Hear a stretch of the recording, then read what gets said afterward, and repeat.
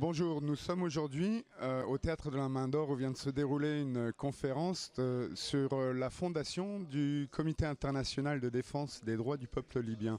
Monsieur Franck Pucciarelli, vous étiez l'un des intervenants de cette conférence. Est-ce que vous pouvez nous parler de cette initiative, s'il vous plaît?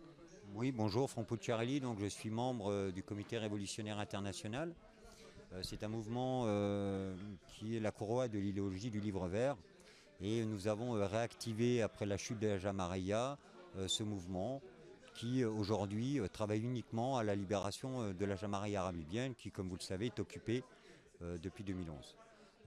Donc cette rencontre est une première, puisque nombreux Libyens exilés étaient présents, ce qui n'était pas le cas, ce qui ne pouvait pas être possible par le passé, puisque mes camarades libyens subissaient des pressions de la part des autorités françaises, donc avaient des craintes de pouvoir s'exposer publiquement.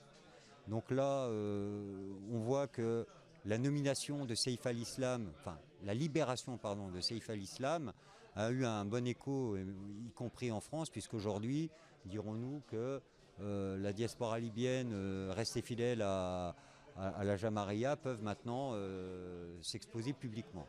Donc cette rencontre, donc on m'a invité, dans le cadre de ce comité, de ce nouveau comité, on m'a invité à m'exprimer sur la situation libyenne, puisqu'aujourd'hui, vous n'êtes pas sans savoir qu'il y a une omerta médiatique certaine et qui ne raconte pas et qui ne révèle pas ce qu'il se passe depuis des semaines maintenant, à savoir des centaines de milliers de Libyens qui quotidiennement sortent dans les rues avec les drapeaux verts de la Jamaria arabe libyenne, avec les portraits de Muammar Kadhafi, et appellent à la libération du pays et à Saïf al-Islam comme étant le futur guide de la Jamaria.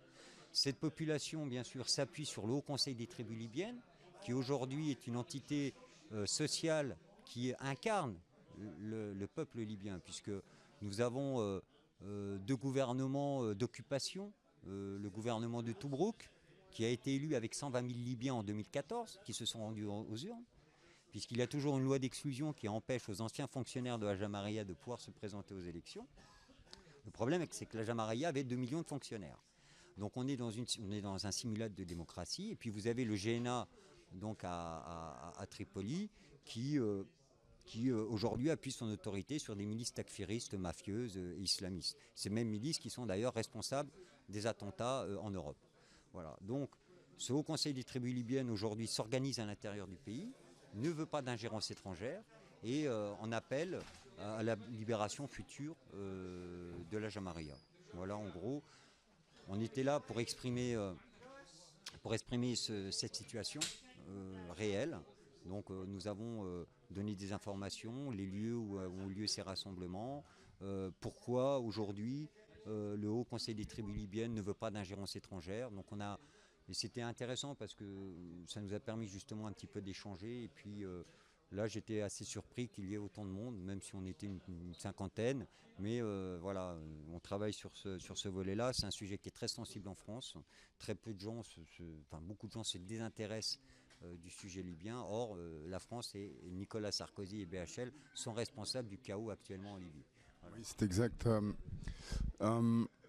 C'est malheureux de voir tout ça. Vous êtes également à l'origine d'un nouveau média qui parle aux gens donc, de la situation réelle en Libye, puisque il faut que les gens soient au courant que la situation change, évolue réellement sur place et que le peuple s'exprime donc pour un réel changement. Tout à fait. Alors, le site s'appelle matabamedia.com. Donc on a démarré il y a une semaine. Et puis on est en train de mettre des équipes de rédaction et de faire des focus vidéo de ce qui se passe réellement en Libye. Voilà. Avec des analyses et on va porter des interviews, donner la parole à des personnalités libyennes qui aujourd'hui n'ont pas leur voix au travers des médias mainstream. Voilà.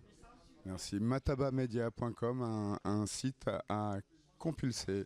Merci Monsieur Pucciarelli. Merci à vous.